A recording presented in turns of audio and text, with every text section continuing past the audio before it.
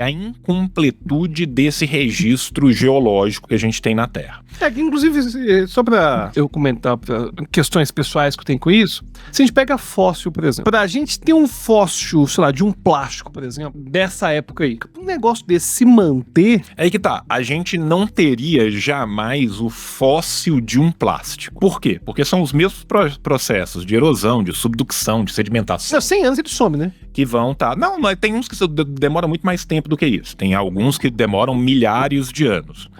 Mas mesmo assim, nós estamos falando de milhões de anos e não de milhares de anos. O que a gente teria? No máximo um molde. A gente poderia ter, numa camada de sedimentos muito antiga, algo que mostrasse, por exemplo, a tentativa de modelagem de alguma outra coisa. Se tivesse as condições exatas e perfeitas, talvez, né, se o âmbar certo, no momento certo, permitisse um fóssil, uma fossilização. Mas fossilização já é uma coisa que é difícil pra caramba de acontecer. Você tem várias coisas que tem que acontecer para você ter uma fossilização. Então, a gente tem esses problemas, né? Então, por exemplo, uma coisa que é super antiga, por exemplo, século XVIII, James Hutton, que é o cara que é o pai do atualismo. O atualismo é uma teoria muito importante dentro da geologia. O que ele vai falar? Ele é o primeiro cara que vai propor que a Terra vai ser moldada por esses processos lentos, por esses processos contínuos ao longo de tempos muito longos. Só que são esses mesmos processos contínuos e lentos que vão também destruir esses registros. O registro mais antigo que a gente vai conseguir deixar hoje em dia da nossa civilização talvez sejam os plásticos. Os plásticos são os que têm o tempo de decaimento natural dele, que eles vão, né, degradar, mais longos. Milhares e milhares de anos. Ainda assim, cara, isso é muito pouco perante o tempo geológico. E aí, essas mudanças geológicas, elas são graduais, mas elas são constantes. Então, elas não são necessariamente todas trazidas por eventos catastróficos. Elas vão acontecendo de pouco a pouco, que é a contribuição do Lyell, que inclusive é quem inspira o Darwin, nessa ideia de que não é uma grande ruptura que aconteceu do nada, que é um processo que vai acontecendo ali de pouco a pouco. Ou seja, esses processos explicam as formações naturais, as formações rochosas e tal da Terra, só que ao mesmo tempo esses processos são mutáveis, eles evoluem e eles vão também apagando o que aconteceu antes. O que vai sobrar então são essas camadas sedimentares que você vai estudando ali. Só que isso deixa muito difícil de descobrir esses registros dessas possíveis civilizações. Um dos melhores registros que a gente teria em tese para fazer isso seriam os registros climáticos. Por quê? Porque através desses estudos a gente consegue descobrir os climas dessas eras geológicas para trás, e se houvesse uma modificação climática muito inexplicável dentro de um desses períodos, dentro dessas eras, talvez a gente pudesse falar de estar acontecendo uma modificação que não seja necessariamente natural, que seja uma modificação causada por seres, sejam quais seres sejam, né? Só pra gente ter uma ideia, gente, assim, quando a gente fala da hipótese siluriana, o período siluriano, ele é um período dentro do Paleozoico de mais ou menos 25 milhões de anos. É o período que centopeias, ácaros e tal vão estar surgindo, que a gente vai ter os centopeias e os ácaros estão indo para a terra firme, os primeiros peixes com mandíbula. Você tem algumas plantas que vão surgir nesse período.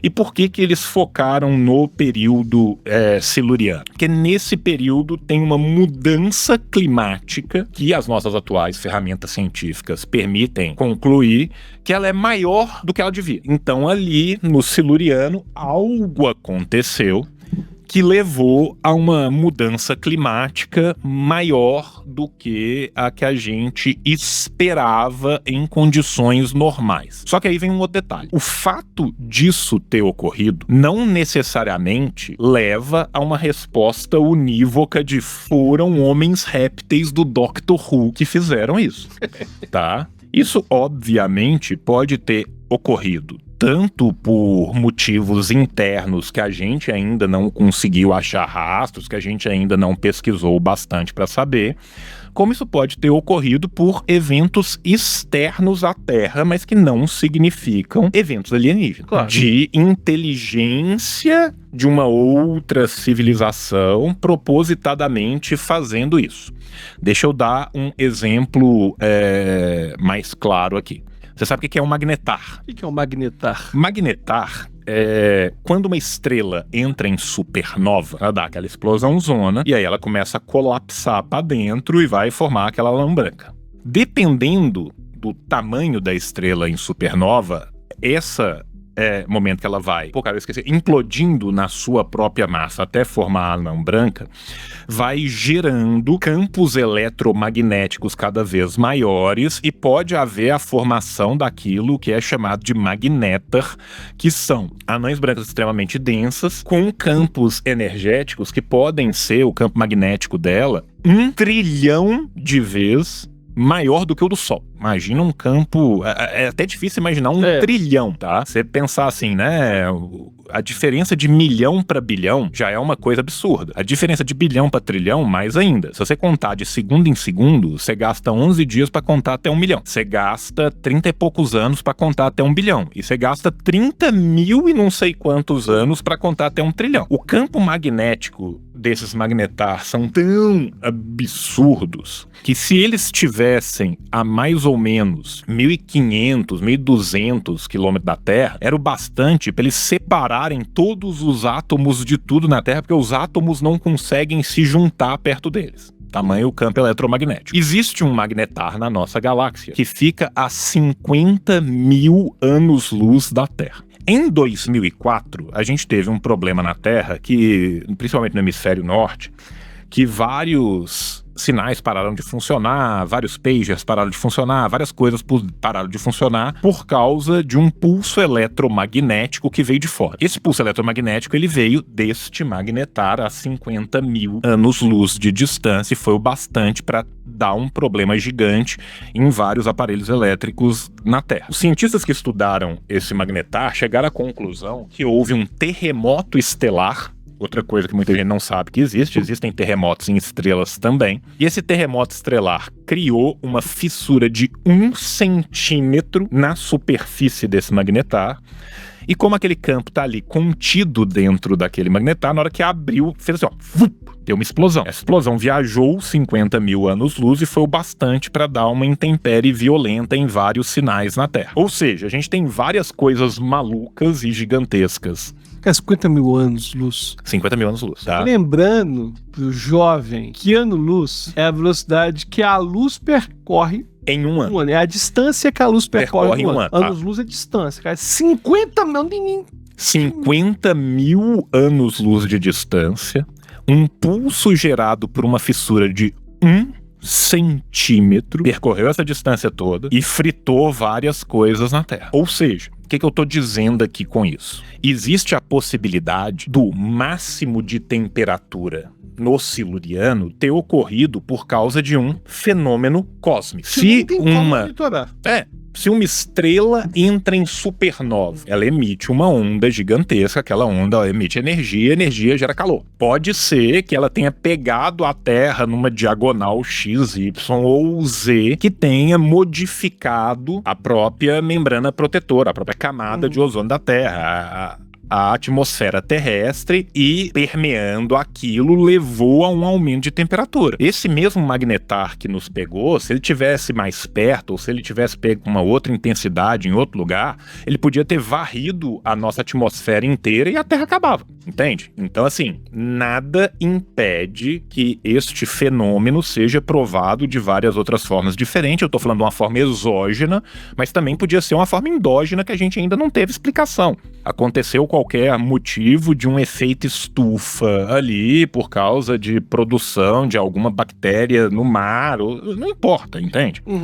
Mas a gente tem essa mudança. Qual que é o problema? A taxa de destruição da crosta terrestre, ela é muito rápida em termos geológicos. Isso não significa falar que ela é rápida. O que eu tô falando? A cada mais ou menos 200 milhões de anos, a nossa crosta oceânica é completamente reciclada pela própria tectonia de placas. Porque a placa vai entrando, uma vai subindo para cima, a outra vai descendo, você tem a formação ali no manto, aquilo ali ao longo de 200 milhões de anos. O que significa dizer? Que toda a crosta dos oceanos foi renovada. A crosta dos continentes é mais antiga, mas ela também vai sendo mudada e também os oceanos vão ocupando lugares que eles não ocupavam, deixam de ocupar lugares que eles ocupavam. Ou seja, nas eras geológicas, a grande tendência é que essas manifestações sejam apagadas com o tempo. Lembrando que o Siluriano está lá atrás. Nós estamos falando de um período há 420 milhões,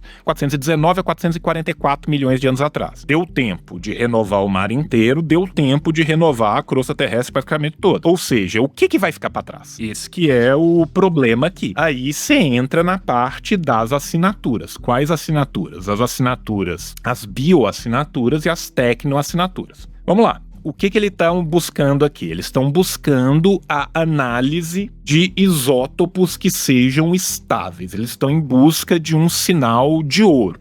Então, por exemplo, na nossa sociedade, a gente queima combustível fóssil.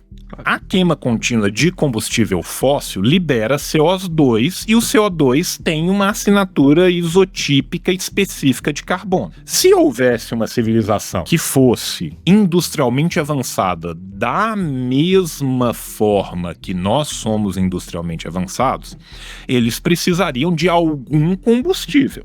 Esse combustível, numa queima constante, teria, então, naquele substrato ali que está sendo tratado, para os climatólogos, algum tipo de assinatura que possa, mais ou menos, ali mostrar que tenha um pico parecido. Qual que é o problema aqui? Nem sempre a gente consegue achar isso, né? Mas se a gente achasse isso, a gente poderia concluir que esse pico de emissões, se ele fosse igual às emissões do antropoceno, possivelmente poderia vir de uma civilização que também fizesse queima contínua de combustível fóssil. É só isso? Não, os caras começam a procurar também por elementos, por materiais exóticos. Plástico aglomerado, poluição por plástico, né? Esses fósseis químicos de polímeros complexos, eles são muito difíceis de permanecer existindo. Por quê? Porque, igual a gente falou, vai durar 200 mil anos, vai durar 300 mil anos, 400 mil anos, não importa, nós estamos falando de milhões e milhões e milhões, né? Metais, às vezes, eles vão ser muito raros na natureza. E eles poderiam ser encontrados em certas camadas sedimentais como uma anomalia. Eles não vão ser encontrados como artefato intacto, porque ele vai desnaturar com o tempo. Mas se você acha certas ligas metálicas, certas terras raras, numa determinada camada muito antiga, numa concentração muito antinatural, poderia ser também o indicativo. Quando a gente chega em radioisótopo, que tenha vida muito longa, essa seria a evidência mais convincente de toda, porque aí sim, tá numa camada estratigráfica qualquer, é muito sugestivo. Não tem porquê você ter, sei lá, há 70 milhões de anos atrás ou há 200 milhões de anos atrás, uma quantidade absurda de plutônio 244 do nada num lugar. Só que, Alberto, não tem. Aí os caras pararam e falaram assim, não, mas espera aí. Nós somos da NASA. Não vamos procurar só dentro da Terra. Vamos procurar também fora da Terra. Nós, como civilização, qual foi a coisa mais tecnológica, pica, que a gente alcançou? Em relação à energia? Não, em relação a sair da Terra. O que a gente conseguiu? Não, a gente conseguiu. Isso falando tipo ir pra Lua? Isso, nós fomos pra Lua. Por mais que muita gente, né, ainda diga que nós não fomos pra Lua e você está errado. Pessoas tá? estão um pouco esclarecidas.